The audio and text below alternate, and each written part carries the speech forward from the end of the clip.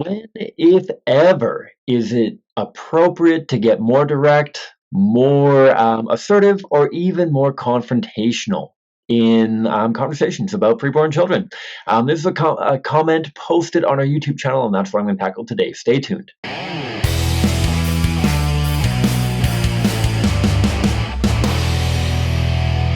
Hi, folks. Welcome back to the Pro Life Guys podcast, a show dedicated to equipping you with the tools that you need to have compassionate and compelling conversations about abortion so that together we can change minds, save lives, and transform our culture. My name is Cam. I'm the host of the show, and we're doing something cool today. I've been asking for suggestions and ideas and thoughts and all that kind of stuff for a little while now. And I got one. I got a really cool. I've had a few come in, a few that I'm doing a bunch of research on. But one came in on our most recent video submitted by C.J1276, asking the question that I mentioned off the top: when, if ever, do you think it's appropriate to take a more direct, assertive, or even confrontational approach in arguing on behalf of the unborn? Thank you a ton, first of all, for submitting the question. Thank you to everybody who has. I apologize to those who have that I haven't done episodes for yet. Many of them I'm still doing some research on. I'm trying to get guests that can tie into the exact question, things like that. If you have asked a question that you have not seen an episode related to it, please do follow up again just to check in for where I am at on making that happen. But that is really cool. I'm really excited to do this, and I would love to do more focuses on questions that you have coming up in your daily life, questions that you're interested in, whether it's apologetics, whether it's strategy, whether it's anything else. I'm very happy to do bonus episodes as well. We got a bunch of cool bonus episodes, Humans of the Pro-Life Movement, other kinds of talks coming out as well. And so I think this is a great question for a number of reasons, not only because it allows us to differentiate between a couple different kinds of conversations, but also it allows us to speak clarity into them. And so first thing that I'm going to say off the top, the Life Guys podcast, myself, everyone connected with the podcast, our organization, we completely condemn all forms of abortion-related violence. And so I know that's not what this person is getting at, not when do you become violent with somebody. At least I hope, and I assume that that's not what they're getting at. Don't ever become violent with anybody for a couple of reasons. First of all, on a principle, that we don't answer violence with violence. We get that abortion is a massive human rights violation. We need to do everything that we can to change hearts and minds, and we are encouraged by the fact that we are witnessing people change hearts and minds on this issue, that it is resulting in lives literally being saved. But we're not going to resort to it because we don't fight fire with fire. We are not going to respond to violence, let alone non-violence, with violence. We're not going to do that. That's the first principle. The second principle goes along with it of efficacy, right? That even if it was morally appropriate to violently lash out at somebody who disagrees with us, effectively, that would absolutely destroy the pro-life movement, unfortunately, right? You think about bubble zones across the country and all of these accusations of harassment outside of abortion clinics and whatnot. There hasn't, to my knowledge, been a single example, concrete example of when anybody has been harassed, let alone assaulted, by a pro-life person doing 40 Days for Life or any other kind of ministry. And yet, even with that, the absolute maelstrom of defensiveness and all this kind of accusations and whatnot are go on and on without end. Just imagine what would happen if there was a concrete incidents of violence or harassment or anything like that. It would set us back by years, if not decades, trying to live that down. Obviously, we are still trying to live down the violence that was perpetrated in the 80s and 90s around abortion facilities. And so, one, don't do it out of principle. Two, don't do it out of efficacy. But I think that the question that they're trying to get at is what they've stated. When is it time to be more direct, assertive, or even confrontational? And I think that there's a few factors that can go into this, because I absolutely think that we can get more direct. I know that a lot of the apologetics that I focus on are very, you might call them soft, you might call them caring or compassionate, or we're trying to understand people and we're trying to invite them and draw them towards a particular conclusion. I often think of kind of the three levels of being an ambassador of like sometimes we're a shepherd. Sometimes we're simply trying to guide a docile um, conversationalist towards the land of milk and honey, as it were, draw them towards a better worldview. And that takes on the vibes of a shepherd. I'm gently trying to guide them, got my rod, got my staff, trying to guide them in conversation towards the end goal. But generally, I'm just using the staff. I'm not using the rod at all. Sometimes I feel like we elevate from being a shepherd to being a little bit of a cowboy, where we are not dealing with docile sheep, but more difficult cows, and that you need to be a little bit more direct, and a little bit more assertive with these. Not that people are sheep or cows or anything else, but the imagery can be helpful in that, like, sometimes all we have to do is walk beside them and guide them direction we're going. Sometimes we need to be more assertive, and sometimes I would say like you're a shepherd, you're a cowboy. At times you're a bullfighter. At times you are not only dealing with a very hostile conversationalist, but somebody that requires more than just gentle guidance to get to where you need them to go. So, when does this happen? A couple factors that I want to walk through, and then some examples on how we're going to do it. One is going to be the nature of the relationship that you have with the person. And I think that it's a bit of a double-edged sword. The vast majority of conversations that I have are with people that I have no pre-existing relationship with. I'm talking to people on street corners and on doorsteps, and they have no idea who I am. And so in some ways, that there are pros and cons that go towards that versus talking to a friend or a family member. Right? When you're talking to a complete stranger, I I don't have that initial rapport. I need to build a lot of rapport with the person I'm talking to by building common ground, by empathizing, by connecting, by seeking to understand, by needing to build up a bridge between me and them, that they understand that I'm not their adversary, but rather their companion. And so it takes a lot longer before I can be more direct, more assertive, more confrontational. I need to build that up in time, because if I do that too quickly, the conversation is going to end. And it might end with a true statement. It might end with me being very direct or assertive on a true statement. But if they walk away and I haven't won them as the person to the pro life worldview, then the likelihood of them changing their behavior or even their mind is greatly diminished, right? And so we have to invest far more, and it's probably going to be a lot longer before we can get more direct. And I do think that it is appropriate to be direct, be assertive, be even confrontational at times in there. I might err on the side of not doing that because I'm a big softie. But I think that at times, compared to some of my coworkers, I might come across as a bit of a harder person once that rapport is built, once I've forged some kind of connection. There's some people that I never get to that point with. There's some people that I feel like my interactions are on eggshells the entire time, that they're looking at their watch, they're looking at the bus stop. They are so close to leaving that interaction that I am desperately trying to not push them over the edge of walking away. Because if I do, then it's going to have implications on preborn children, very likely. And so I might never get to that point, but if I have built solid rapport, then I am going to get more direct. I am going to get more assertive. And how this plays out in conversation is, once I've been through the roadmap, especially twice or three times, I'm going to start reminding them of things that they've said. Whoa, whoa, whoa. You told me a couple minutes ago that you agreed this was a living member of the human family. Are we backtracking on that? Or do we just forget about that? Whoa, whoa, whoa. We already agreed that we as pro-lifers care. That's not fair to now jump towards you pro-lifers don't care about victims of this or that.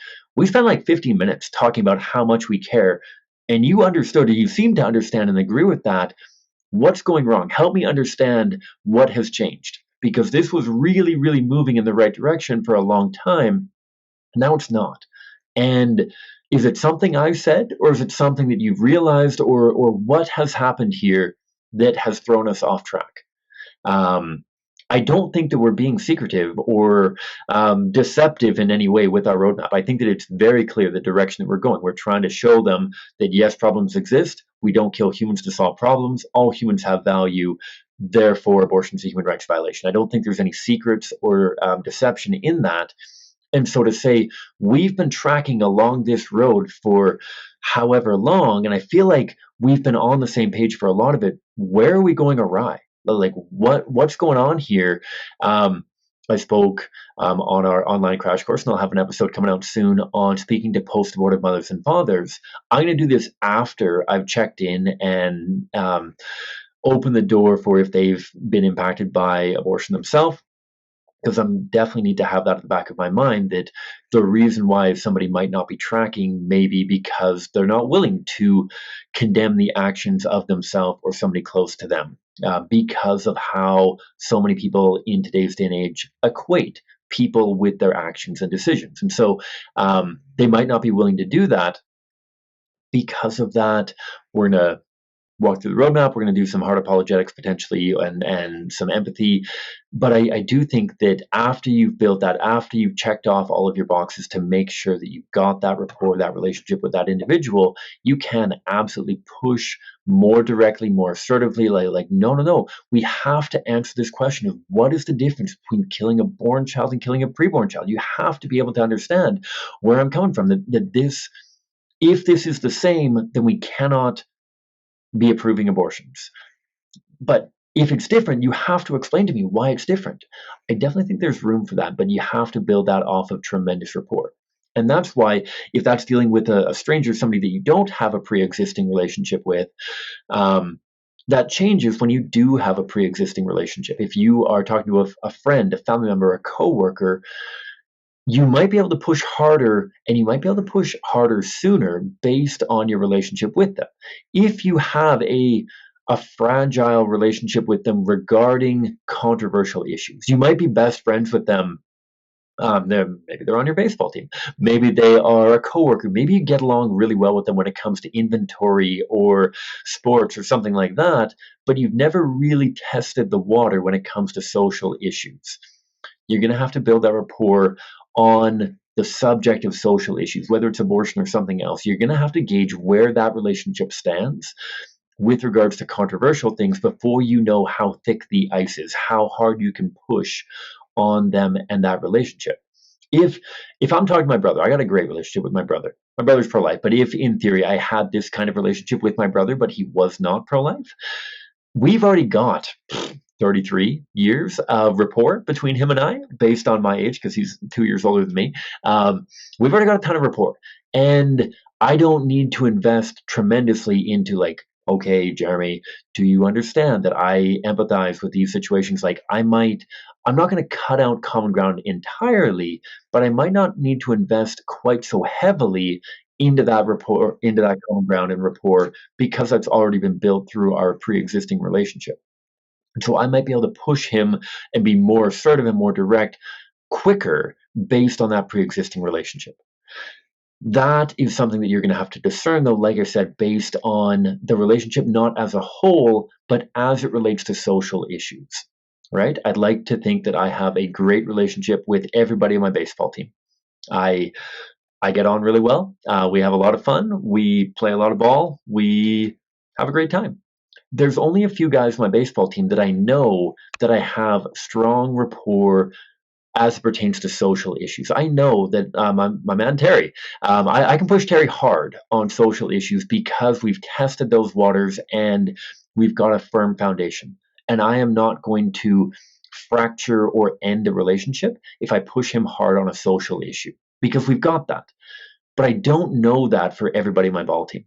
I don't know that. I know that Fuzz and Aaron and other guys in my ball team, like I've had really in-depth conversations about family and about other stuff, but I've never really tested the waters on some of these other hotter issues like abortion. They all know what I do for work. We've all had passing conversations, but I haven't tested the waters with everybody for what kind of relationship do we have when it pertains to those more sensitive issues. And if I don't have a strong foundation and I push too hard, then that's going to fracture things or might even end things, which with the scope of a baseball team might be really awkward. If it's super awkward between me and one of my teammates, I am the player, coach, manager, executive of my baseball team. I run the show. And if I fracture that relationship, then maybe that guy doesn't come back next year. Maybe that guy doesn't listen to me. Maybe that guy sends really bad components to the rest of the team. Maybe this is going to have a hostile impact on the rest of this environment, close doors for future conversations, not only with himself, but also with other teammates and other players. Maybe this destroys the baseball team, all that kind of thing. What is the value of a human life? But also, what is the shockwaves of this interaction? And so, when it comes to the issue, I think there's a few considerations, whether it's with somebody that you know or don't know. One is, what is the nature of your relationship? Two is, what is the urgency of the conversation? And three, what is the scope of the greater relationship and how does that impact the two previous? What do I mean by that? We've talked a lot about the nature of the relationship. How likely is it that you're going to have a follow-up opportunity? I talk to a lot of parents about how do they talk to their kids about abortion. And the first question I ask is, what other kinds of conversations with them do you have? And how do they engage with them? If you are regularly talking and debating religion and politics and all these other things, then I'm going to go down a particular road for how to coach you through how to maybe be more assertive and more direct and get to the core of the issue of abortion being a human rights violation more efficiently, and you're going to hammer on that a little bit harder than somebody who says, like, my son hasn't talked to me for years, and every time I bring up religion, he hangs up. Okay, you're going to have a different conversation about abortion with him than if you had had a great relationship and you debate politics all the time. And so what is the nature of your relationship? The stronger the relationship, the harder you can push, the sooner. The weaker the relationship or the less rapport that you have, the more likely you're going to need to build that rapport. Doesn't mean that it's impossible. Doesn't mean that you'll never be able to be assertive or direct. It just means that you need to build more rapport before you can get there. You need to build that foundation before you can push against it, kind of thing. Last one, second one. So nature of relationship. Second is urgency. What is the urgency of this issue? That obviously I am going to be more urgent and push harder the more desperate the situation is. If I find out that a guy on my baseball team, his girlfriend or his wife is pregnant and is considering abortion, then I'm going to push incredibly hard. I'm going to be very direct. I'm still going to build in that direction. I'm still going to try to progress very appropriately and not push too hard too quickly. But if I know concretely that there is literally a human being on the line right here and right now, I am going to be willing and I'm urgently going to need to push harder than if this was a completely theoretical conversation with somebody that, you know what, is just thinking about this in a complete abstract way. You might have different opportunities. You might be able to push differently with somebody who is not in the midst of a crisis pregnancy. You might be able to push harder on theories and principles than somebody who's in the throes of things right then and there. But where you apply pressure, how you implement your directness and assertiveness is going to change based on who you're talking to. I know that's very theoretical, but I hope that makes sense, that if I'm talking to somebody and we're having a beer after a game, I might push really hard because there's always a level of urgency. I don't know if and when that person might find themselves in a challenging pregnancy or in a position of influence around abortion. I'm still going to push.